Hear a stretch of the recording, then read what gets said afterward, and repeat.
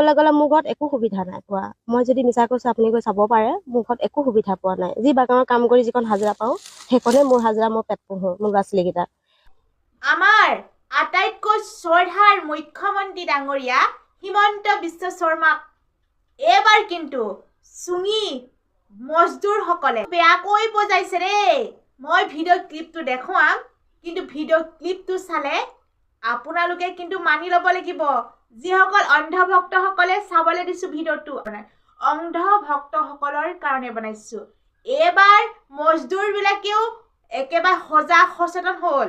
আপোনালোকে ভিডিঅ' ক্লিপটো দেখিলে গম পাব যে লিখা পঢ়া নজনা মানুহেও এবাৰ বিবেকেৰে চিন্তা কৰিব লৈছে দেই। আপোনালোকক ভিডিঅ'টো ক্লিপটো দেখাম। অন্ধভক্তসকলে কিন্তু ইয়াৰ পৰা এৰি নাযাব। ভিডিঅ' ক্লিপটো চাই লওক, কথা আছে। এৰি গ'লে কিন্তু আপোনালোকে পস্তাব লাগিব। চাই লওক, যিসকল দিন হাজিৰা কৰা মজদুৰবিলাকে এইবিলাকেও কি কৈছে শুনিলে কিন্তু আচৰিত হ'ব। চাই লওক। কেলে হেৰি কৈছোঁ আকৌ, আমাৰ অন্ধভক্তসকলক কৈছোঁ, বিজেপি অন্ধভক্তসকলক মনে মনে চাব কিন্তু দেই। চাই লওকচোন। 19 তাৰিখে নিৰ্বাচন হ'ব। আচ্ছা, কংগ্ৰেছৰ পৰা কোন উঠিছে? গৌৰৱ গগৈ। বিজেপি কোন উঠিছে? আমি বিজেপি মই চিনি নাপাওঁ। তপন গগৈ চাগে, মই চিনি নাপাওঁ, দেখা নাই আচলতে তেওঁক। তপন গগৈ দেখা নাই দেখা। মই ক'বলৈ গ'লে মোৰ ঘৰত একো সুবিধা নাই পোৱা। মই যদি মিছা কৈছোঁ আপুনি গৈ চাব পাৰে, মোৰ ঘৰত একো সুবিধা পোৱা নাই। যি বাগানৰ কাম কৰি যিকণ হাজিৰা পাওঁ সেইকণে মোৰ হাজিৰা, মই পেট পোহোঁ মোৰ ল'ৰা ছোৱালীকেইটা। আৰু হাজিৰাটো ইমান কম, আমাৰ চলিবলৈও দিগদাৰ হয়। আৰু বস্তু বাহানি যিমানটো দাম হৈছে, আমাৰ হাজিৰাটো একদম কম হৈছে।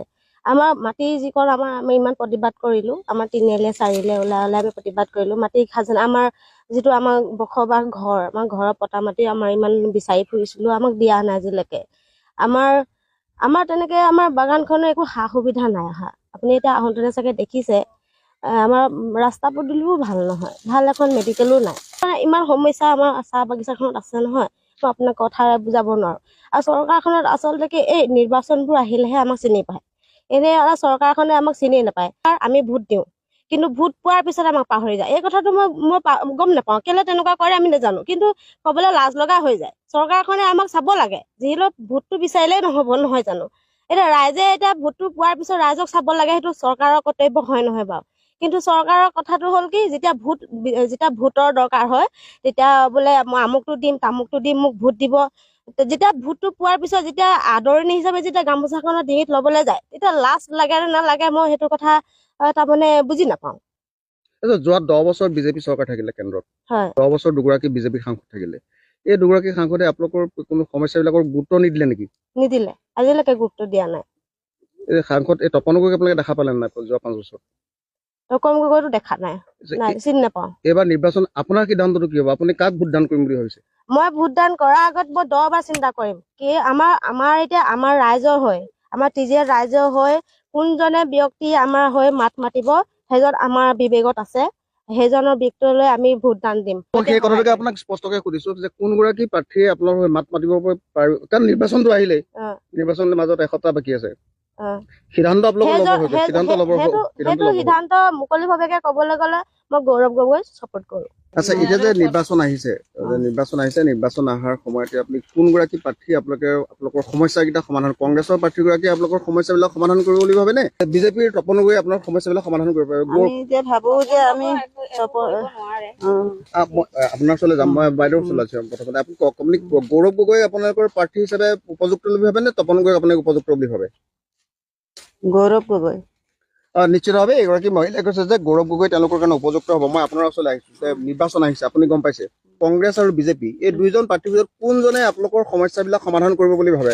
গৌৰৱ গগৈ।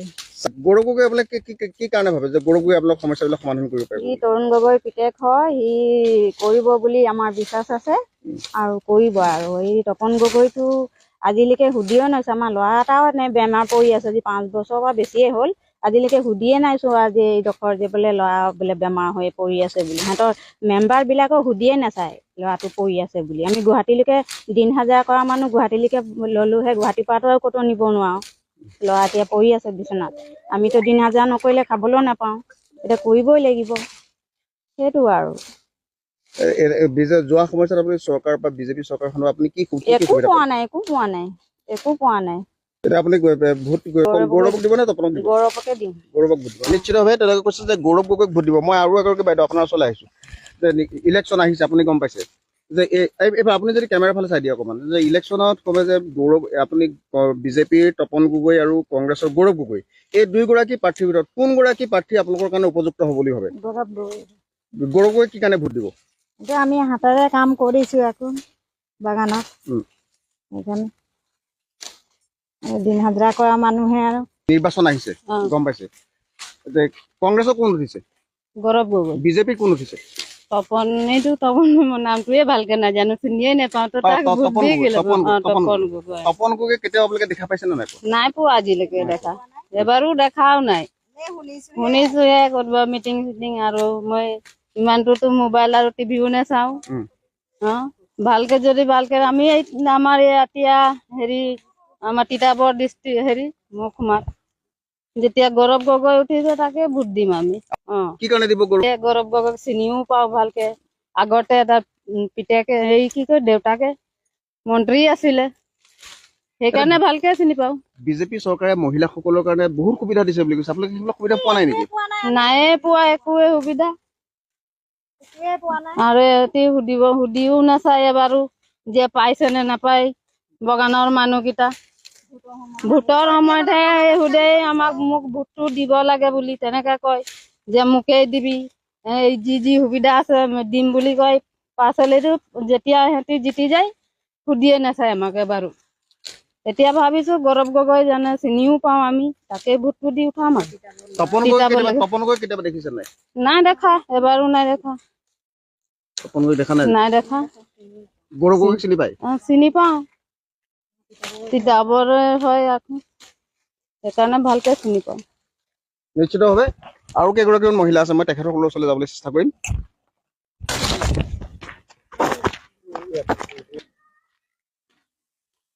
নিৰ্বাচন আহিছে, এতিয়া ক'ৰ পৰা আহিছে আপুনি?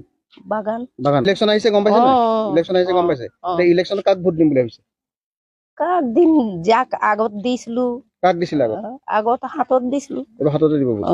নিশ্চয় চালে আপোনালোকে দিন হাজিৰা কৰা মজদুৰ সকলেও কি কথা ক'লে, আপোনালোকক মই আৰু নকলেও হ'ব, নিশ্চয় গম পালে। লোকসভা নিৰ্বাচনৰ কাৰণে মুঠেই হাতত মাথোন দুটামান দিন। সেই দুটামান দিনতে আপোনালোকে কিন্তু বিবেক বিবেচনা কৰি চাব। যিহেতু আমাৰ শাসনাধীন চৰকাৰে আমাৰ মূৰতে ৰাম টাঙোন সোধাই আমাৰ কাৰণে আঁচনি দুটামান দি পিনে আমাক টোপ দিছে, নহয় জানো? এতিয়া গোটৰ সদস্যসকলক যিটো ডাঙৰ বৰশী টোপ লগাই থৈছে, সেই টোপত কিন্তু আপোনালোকে যদি খুট মাৰে কিন্তু পস্তাব লাগিব। কাৰণ বিজেপি চৰকাৰে আমাৰ গোটৰ মহিলাসকলক 10,000 টকা, সেইটো এটা টোপ, যিটো টোপত বৰশীত যদি আপুনি লাগি ধৰে কিন্তু এৰি আহিব নোৱাৰিব, গম পাইছেনে? যেতিয়া আমি বৰশীত যিকোনো টোপ দি মাছ ধৰিবলৈ যাওঁ, মাছে যদি সেই টোপটো খাই বৰশীত যদি শিঙি ধৰে, ওলাই যাব পাৰিব জানো? নোৱাৰে। ঠিক তেনেকৈ আপোনালোকে যদি 10,000 লোভত পৰি সেই বেজীটোত যদি সোমাই পৰে কিন্তু বেয়াকে পস্তাব লাগিব, গম পাইছে নহয়? আৰু মই বেছি দীঘলীয়া নকৰিলেও আপোনালোকে বাগানৰ যিখিনি মজদুৰ দিন হাজিৰা কৰা মানুহে কি ধৰণৰ কথা ক'লে আপোনালোকে নিশ্চয় বুজি পাইছে। আৰু বুজি পালেই নহ'ব, আৰু আপোনালোকে 10জনকো বুজাব লাগিব। কাৰণ কিছুমান মানুহ এনেকুৱা আছে যি নেকি ছ'চিয়েল মাধ্যমত আজিলৈকে এটা ভিডিঅ' চাব পোৱা নাই। যিসকল একেবাৰে দুখীয়া মানুহ সেইসকলকো আপোনালোকে বুজাব লাগিব। কাৰণ আমাৰ শাসনাধীন চৰকাৰে কৰি আছে কি আৰু কৰিলে কি, যিহেতু আপোনালোকে জানে আঁচনি নামত কিছুমান দিছে, আৰু যি আঁচনিসমূহ দিছে কিন্তু আমাৰ জনসাধাৰণৰ মূৰতে ৰাম টাঙোন সুধাইছে, নহয় জানো? কাৰণ GST লগাইছে, ঔষধৰ মূল্য বৃদ্ধি কৰিছে, আৰু টোল গেট লগাইছে, আৰু সকলো মূল্য বৃদ্ধি কৰিছে। সেইখিনি আমাৰ মূৰতে ৰাম টাঙোন দি আমাক এটা টোপ দিছে আঁচনি, আৰু যিসকলে আঁচনি পাব লাগে সেইসকলে পোৱা নাই। আৰু যিহেতু গোটৰ মহিলাসকলক কৈছোঁ এটা ডাঙৰ টোপ দি আমাক একেবাৰে মেৰিয়াই বান্ধিব চেষ্টা কৰিছে, আমাক যিহেতু শপত গ্ৰহণ কৰালে, নহয় জানো? কাৰণ আজি ডেটলৈকে বিজেপি চৰকাৰ বাহিৰে আমাক কোন চৰকাৰে শপত গ্ৰহণ কৰোৱাইছিল সেইটো আমাৰ নিজৰ মনৰ কথা আমি কাৰোবাক ভোট দিওঁ নিদিওঁ কোনোবাই আমাক জোৰ জবস্তি কৰিব নোৱাৰে কাৰণ আমাৰ স্বাধীনতা আছে আমি গণতান্ত্ৰিক দেশৰ নাগৰিক আমি স্বাধীন দেশৰ নাগৰিক যদি আমি স্বাধীনভাৱে কাক ভোটটো দি জয়যুক্ত কৰাব লাগে আমি নিজে জানো কোনোবাই আমাক শপত গ্ৰহণ কৰালে বুলি আমি কৰি দিলোঁ বুলিয়েই যে আমি কাৰোবাক ভোটটো দিব লাগে সেইটো কেতিয়াও নহয় আপোনালোকে বিচাৰ বিবেচনা কৰি চাব লোকসভা নিৰ্বাচন এনেই তাকৰ সময় আছে কাৰণ বেছিকিটা সময় নাই হাতত মাথো আপোনালোকে বিচাৰ বিবেচনা কৰি চাব আৰু ভিডিঅ'টো বেছি দীঘল নকৰোঁ পোনপ্ৰথমবাৰ বাবে আপোনালোকে যদি মোৰ চেনেলটো চাই আছে ছাবস্ক্ৰাইব কৰি দিব আৰু এই ভিডিঅ'টো 10 জনলৈ চোৱা ব্যৱস্থা কৰি দিয়ক যাতে সকলোৱে বুজি পাওক আৰু আপুনি বুজি পালে নহ'ব 10 জনেও বুজি পাওক কাৰণ আমি আমাৰ অসমখনক বচাবৰ কাৰণে চেষ্টা কৰিছোঁ আমাৰ আইক জন্মভূমি আইক আমি অনা অসমীয়াক ঠেলি দিব বিচৰা নাই যেতিয়া অনা অসমীয়াই যদি আমাৰ ইয়াত যদি থাকে আমাৰ নিজৰ অসমত থাকি আমাৰ অসমীয়া মাতৃভাষাটো আমি হেৰুৱাব লাগিব নহয় যিহেতু এতিয়া হাতত মাথো কমেই সময় আৰু ভাবিবলৈও বেছি দিন নাই আৰু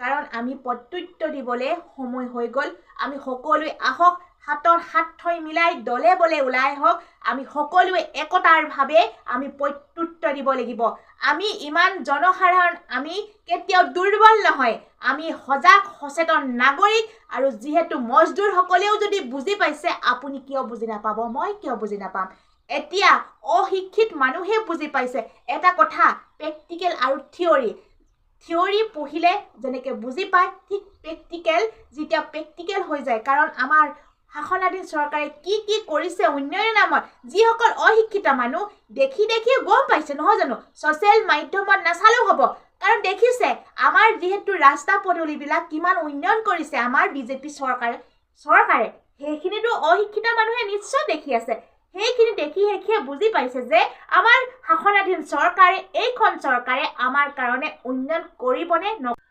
আকৌ যদি আমি পুনৰ এখন চৰকাৰ পাওঁ কিন্তু আমাৰ বিপদে পৰিচালিত হ'ব আপোনালোকে সজাগ হওক সচেতন হওক আৰু দলে বলে ওলাই হওক আমি কাক ভোটটো দি জিকালে আমাৰ কাৰণে উন্নতি হ'ব সকলোৱে চিন্তা কৰক আৰু আহক আমি সকলোৱে একত্ৰিত হওঁ ইয়াকে ক'লোঁ আৰু আপোনালোকে যদি মোৰ চেনেলটোত পোনপ্ৰথমবাৰ বাবে চাই আছে ছাবস্ক্ৰাইব কৰি দিব আৰু আপোনালোকে 10 জনলৈ শ্বেয়াৰ কৰিব যাতে এই ভিডিঅ'টো সকলোৱে পায় নহয় জানো আৰু আপোনালোকে বহুমূলীয়া সময়কণ দিলে ভিডিঅ'টো চাই আৰু আপোনালোকে শেষত কমেণ্ট কৰিবলৈ নাপাহৰিব আৰু আপোনালোকৰ কমেণ্টে বহুত সজাগ সচেতন কৰে আমাৰ জনসাধাৰণক কাৰণ আপোনালোকৰ কমেণ্টতো বহুত বুজিবলগীয়া থাকে কাৰণ প্ৰত্যেকৰে নিজৰ মনোভাৱ বেলেগ নহয় জানো আপোনালোকে কমেণ্টটো কৰিবচোন আপোনালোকৰ কমেণ্টৰ ওপৰতো আমি বহুত শিক্ষা ল'বলগীয়া আছে কাৰণ আমি ইমান ডিগ্ৰীধাৰী নহয় আৰু আমি কোনো সাংবাদিকো নহয়